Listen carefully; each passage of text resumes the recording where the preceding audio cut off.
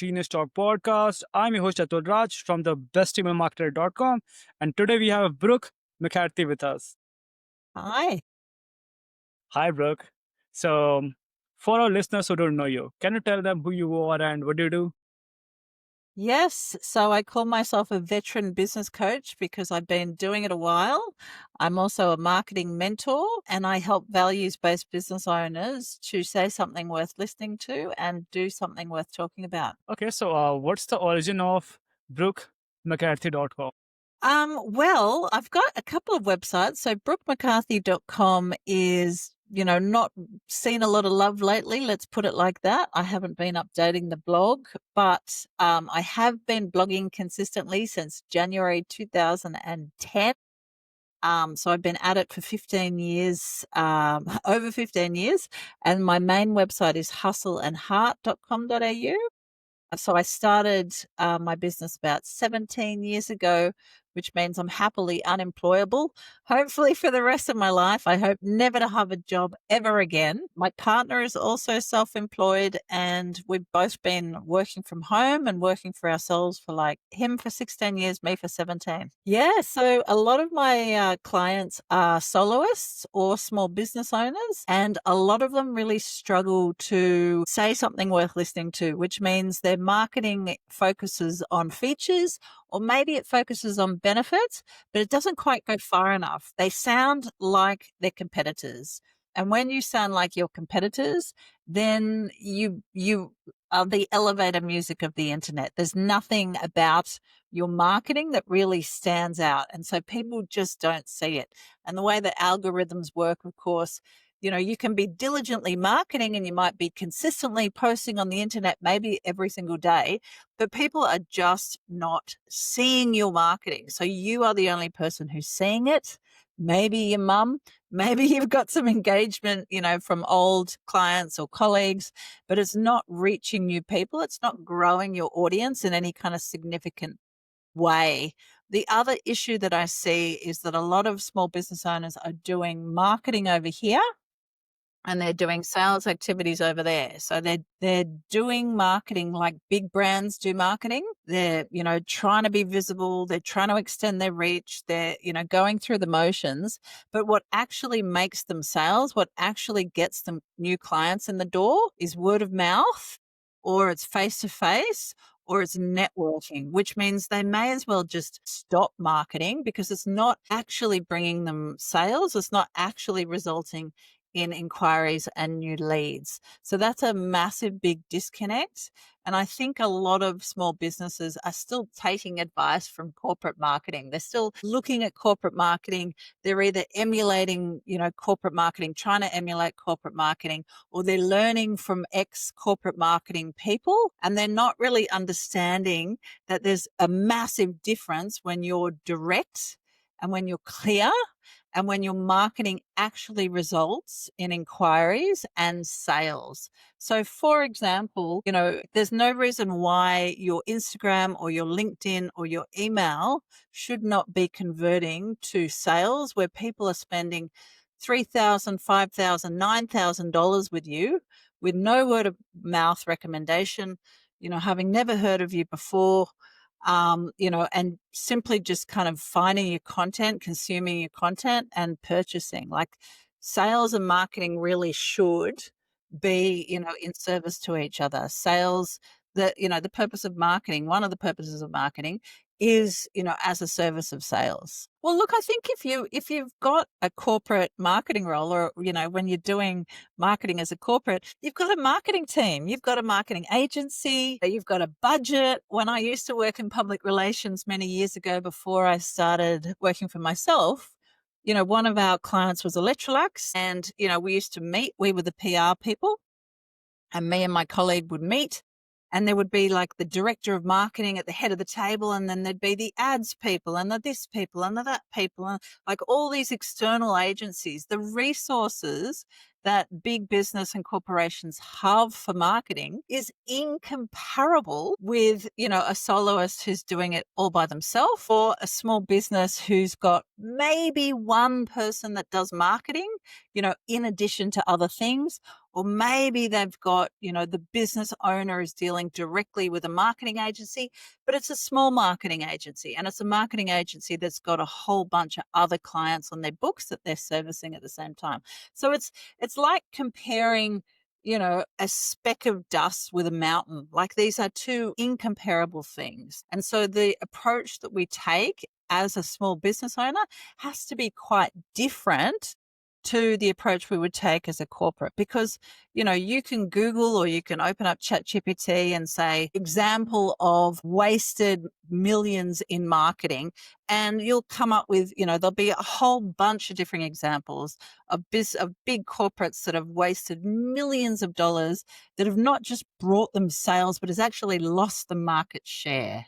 So, like, more money does not, that's my second point. More money does not necessarily mean better marketing or better results.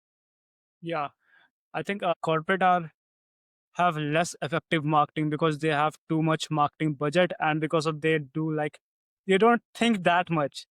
No. Yeah, I mean, because you do have the opposite problem of, like, I have to spend this budget, because if we don't spend this budget during this financial year, our budget will be reduced from head office. So oftentimes that leads to some pretty stupid, or unstrategic decisions because of, the pressure of spending a marketing budget. Whereas, soloists and small business owners have the opposite problem. They need to make sure that whatever effort, whatever money they're putting into marketing is absolutely, definitely bringing them a massive return on investment. Okay, by the way, you said you used to do PR, right? Yes. So what happened? Like, what did you shift to, like, the thing you're doing right now? Yeah, so I worked in public relations for a handful of years, maybe, I don't know, 4 or 5 years in total. And it was in public relations that I got onto the internet. So I looked after a big multinational website on behalf of my client, and I loved it. This is the olden days of, the internet, the olden days of digital marketing. And I just, like, I love the instantaneous quality. I loved being able to publish.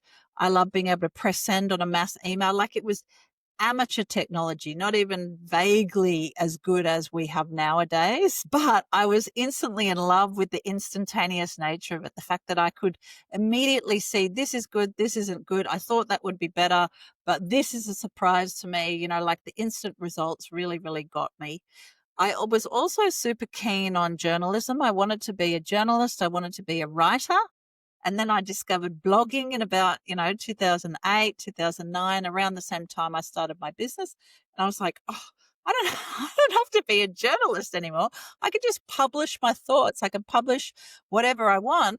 And then I can promote it to my email list. I can promote it, on social media, on my website, and people would read it and they'd comment. And that was, oftentimes a writer wants to be read. So it's not really about, what vehicle you use.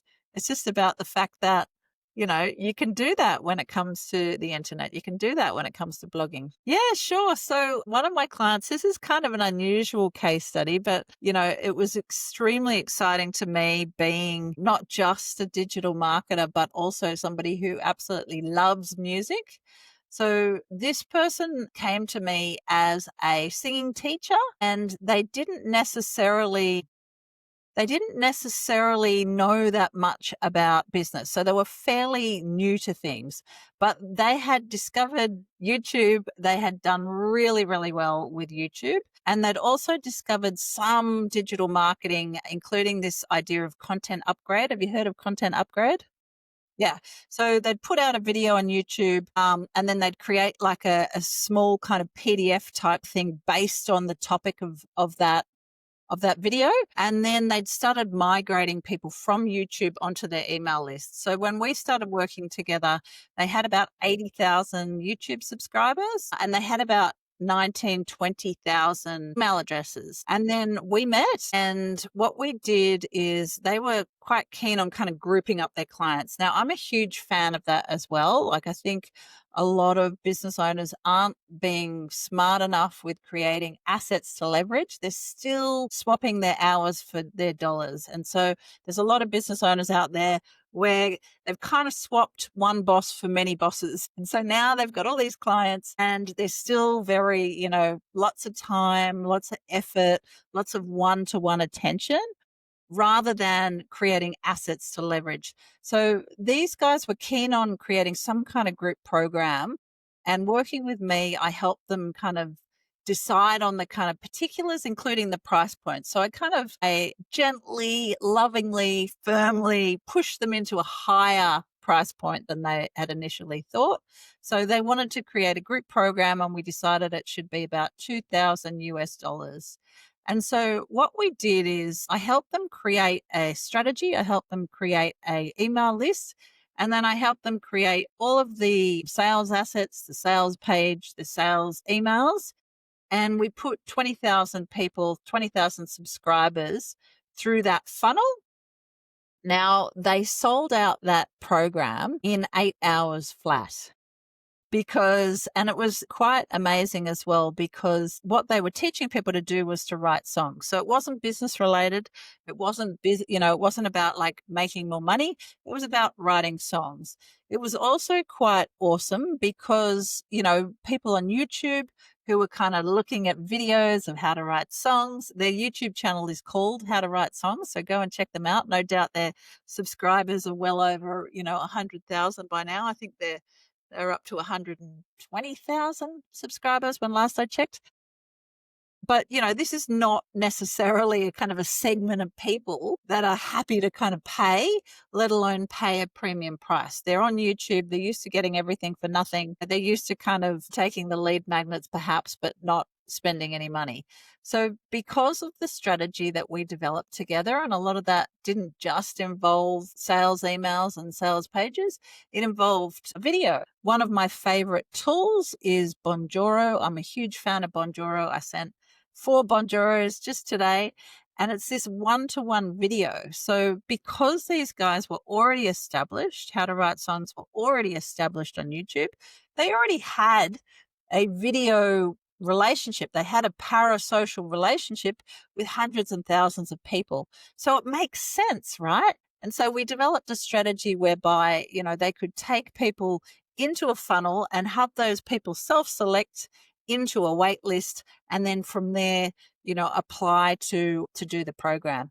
And it was massively successful. They've had multiple launches since, and it's meant that they've been able to quit their full-time work and to focus on the business full-time. It's a lot of fun because, I spent years in public relations and then in like nurture marketing, where you do very generous, spirited, open-hearted kind of marketing. You're giving useful, valuable, relevant information to kind of build and nurture an audience.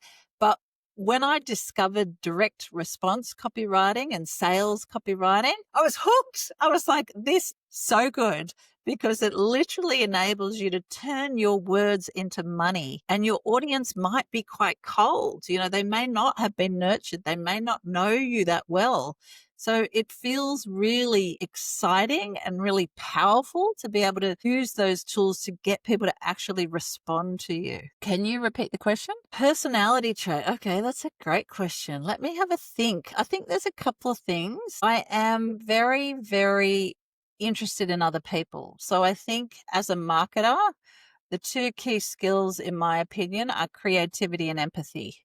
You've got to be interested in other people. I'm attempting to read other people's minds. I'm attempting to be telepathic. It sounds silly, but it's the truth. I'm trying to understand what other people are thinking, and I'm trying to understand the zeitgeist. You know what I mean by zeitgeist? It's like a zeitgeist is like what is going on right now for everybody. Yeah. So, today is the 22nd of September. What's happening on the 22nd of September? Like, what is the feeling that everybody is feeling right now? What is the cultural zeitgeist of the moment? This is what I'm attempting to understand as a marketer before I do any kind of mass communication, any kind of mass marketing. So I think that empathy and the creativity are critical if you want to do marketing, if you want to do marketing well. But I think another attribute is that I'm quite stubborn. I'm quite pig headed. Yeah. Yeah. And I just like, since I started my business, I was like, I was always going to make it succeed. It was always going to be my full time salary. I was never going to go back to getting a job. And I just, like it hasn't been smooth. It hasn't been easy. It hasn't been straightforward. I have pivoted. I have changed. I've rebranded, but it was never ever a real option for me to go back to work. I always was going to make it work. So I think particularly in sales, to kind of combine that interest in other people, that empathy, that creativity with that kind of pig-headedness, it means that I will keep in touch with people. And if they don't buy now, then I trust they're going to buy later. So I ran a face-to-face course, which is quite rare. Pretty much everything I do is online now. I do online group training, online coaching. But I ran a group program here in Sydney last week, and a woman turned up.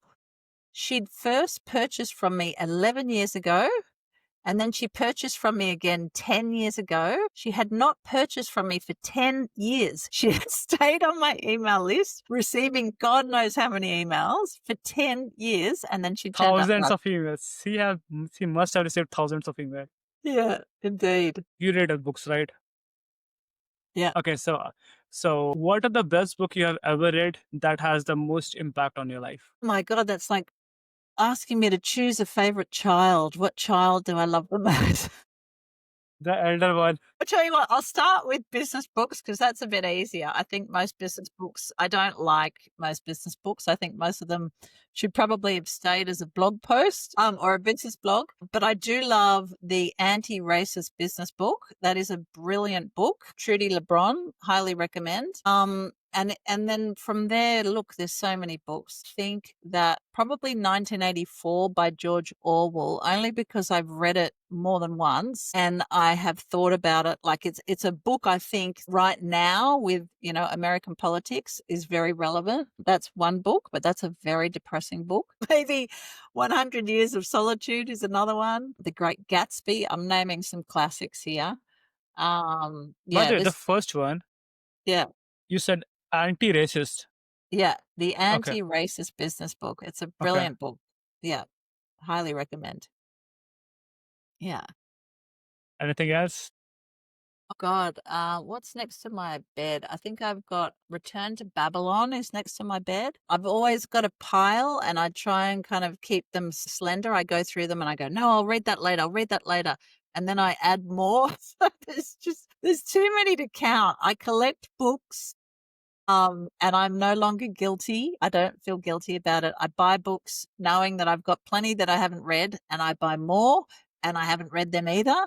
But I think it's such a luxury. Like it's such a luxury to look at your bookcase and go, "Oh, that looks good. I bought it 5 years ago, and I'm reading it finally now." You are building a library. Exactly. I'm reading a library. And I was telling you before we started recording, I traveled around India and Nepal and Sri Lanka, and there was a couple of books that I carried the whole way through. So instead of passing them on to other travelers to read, I carried them all the way home and I still have them. One of them was called What I Loved by Siri Hustvedt. That was a beautiful book. Yeah. Yeah. That is about love. And, it's one of those books I think that, books either have, I think, a great plot, a great story, or they're beautifully written. And that one was a book that was beautifully written. I think it's very rare to find a book that is both fabulous story and gorgeously written. That one was really, yeah, the latter. Indeed. What about you? What are you reading at the moment? Right now, there's a book called JB by J. Abraham. Have you read that one? No. Okay, it's a good book, and I'm reading Deep Work again. I'm reading that eighth time, I guess. Wow. Wow. I've heard about that one. I might have to write that one down. Yeah, it's a real good book. Yeah. It will help you. It will inspire you to not use any kind of technology, like phone. Yeah. Stay away from social media. It's good and bad at the same time because we are marketers. We have to like be on social media. Think it's You especially do good that? for us, right? We need that because it's like the new smoking, everybody's walking around with their phone in their hand all the time. I was walking around my house earlier from backyard, bedroom, whatever. I've got my phone in my pocket and I'm like, I don't need to carry my phone. I can leave my phone on my desk. I'm only going to leave my desk for 5, 10 minutes. Like nothing's going to happen. Exactly. You know what? I'm think actually my phone lost, okay, a few months ago. So I was thinking about not buying a phone, okay, because Yeah. there was no use for that. Yeah. Yeah. Exactly. But my Yeah. family member just forced me to buy it, buy it, buy it, buy it. So Yeah. that because of them only I have to buy a phone. Yeah. Right. Yeah. But by the way, do you spend time on social media or not?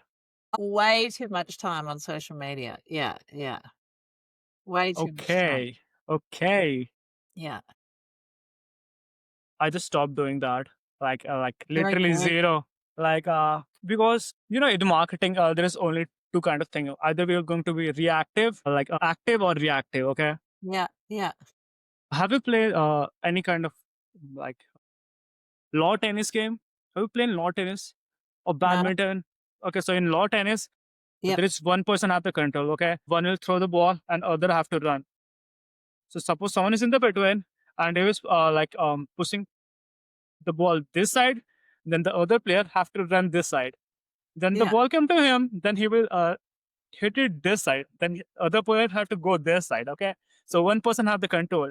And if you spend time on social media and if you're not using it to create content, okay, or do any kind of marketing and Yeah. only consuming, then we will go in the reactive state. Yeah, no, that is an excellent analogy, and I totally agree. And so I try to balance my creation with my consumption.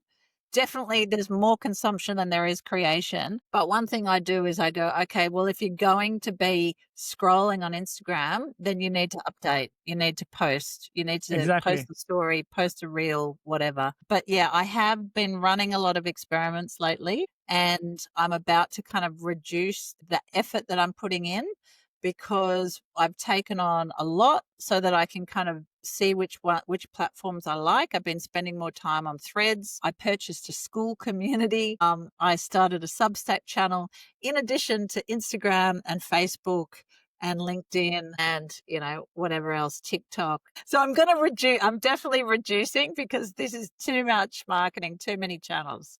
Yeah, exactly. But like you're using those to like build your email list, right? Yeah, yeah, absolutely. So as far as possible, I'm trying to migrate people from social media onto my email list. But, having done email marketing now for, consistently for about 15 and a half years for my business, one thing I've noticed is that people use it a lot differently and they use it a little bit more like social media. So they come in and they leave and they come in and they leave and they come in and they leave. Even when, the one client, like I said, she had 10 years of not purchasing, but she'd stayed on that list. But I have other people who might, come into the list. They might purchase something from me. They might download a lead magnet, then they leave, and then they come back with a new lead magnet, and then they purchase something else, and then they leave. Sometimes they unsubscribe while they're active clients, with me. People just use email a lot differently than they did, 5 or 10 years ago. So it's quite normal that people come and go in a way that they didn't used to do. And what I'm finding, works now, what's working really well for my business is to have the live content events rather than the lead magnets. So I've got the lead magnets, um, but in addition to that, the live content event works really well because there's a stop start date. There's a kind of an urgency there because it's an event. It's happening September 22 to September 26, and you're either in or you've missed out. So that's working super well. That's working well also because it's interactive and there's community and people are kind of talking to each other rather than, a solo pursuit where they're, reading a PDF, for example, or consuming some lead magnet alone. Okay, but when you do that, like for lead generation for building email lists, like don't you think like after that date, like the date of the event, Yep. like those assets we created, like posting all everywhere, then going on podcasts for the launch. It's not like it'll not going to help after that. Well, I have people that like they purchase from me and I say, "How did you find out about me?" They're like, "I saw you speak at an event 8 years ago. I downloaded your thing 7 years ago. I saw you here and then I saw you here and I downloaded this thing here."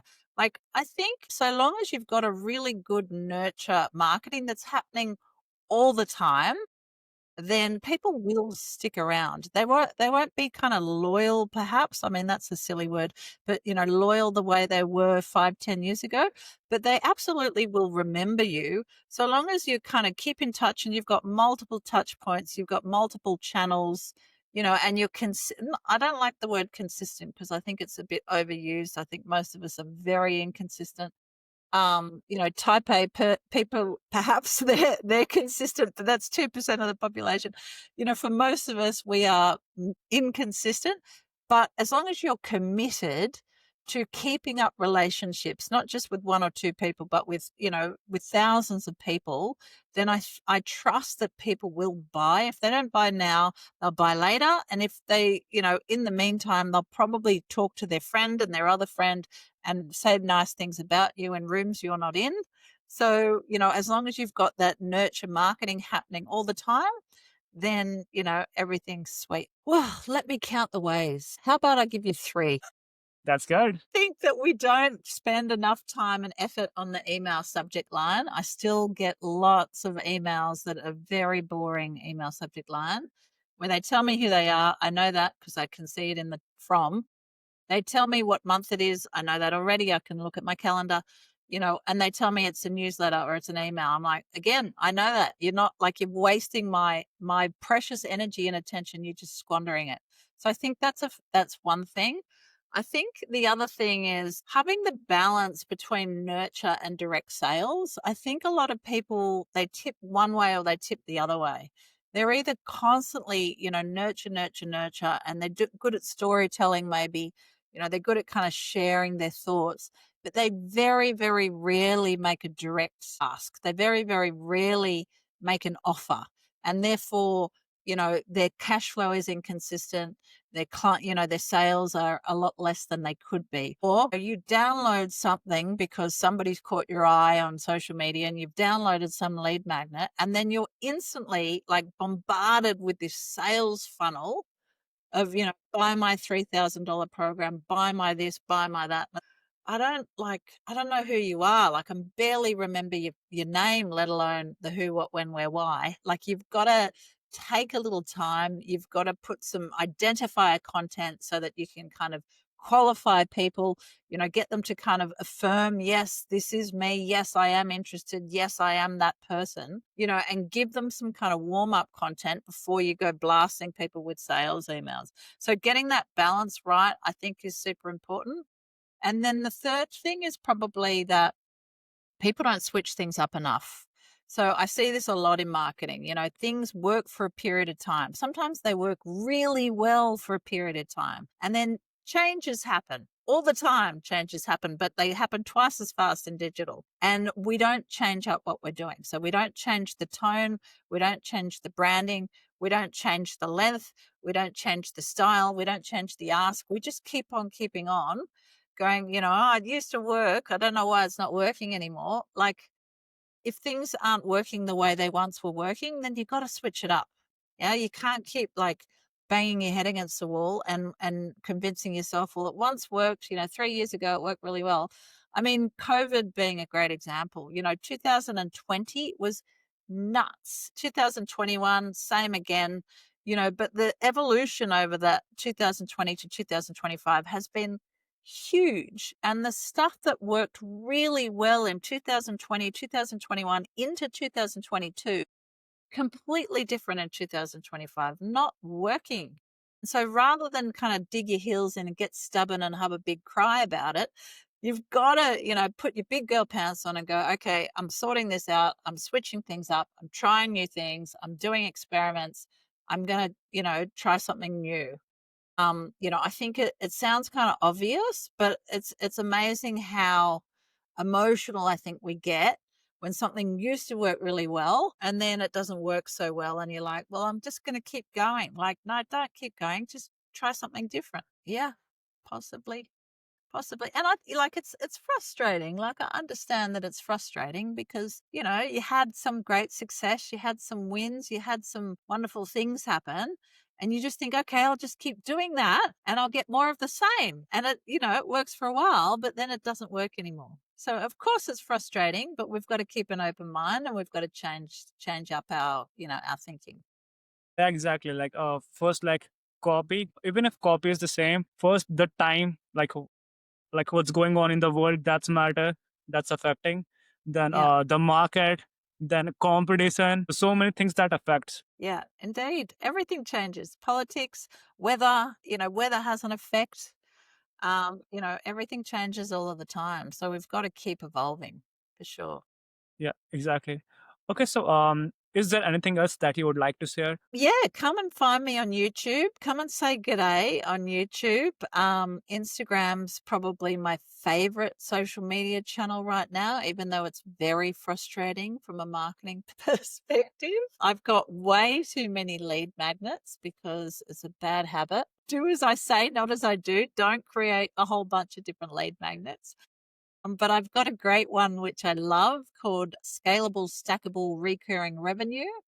It's actually a private podcast, so you can subscribe to the private pod and then you can listen on the go, you know, whenever is convenient to you. And it's all about, you know, stacking your offers and really building your recurring revenue. So you've got that consistency and that peace of mind in business. That's great. That was a really good name, by the way. Thank you. Thank you. That lead magnet. Yeah, well, it started life as a content event. So it was a live content event and it was delivered in WhatsApp. And then I turned it into a private podcast. Okay, that's perfect. Okay, so thank you so much for spending some time with us, Brooke. It was really great chatting with you. Thank you so much for having me, Atul. It's been a blast. Yeah, it was.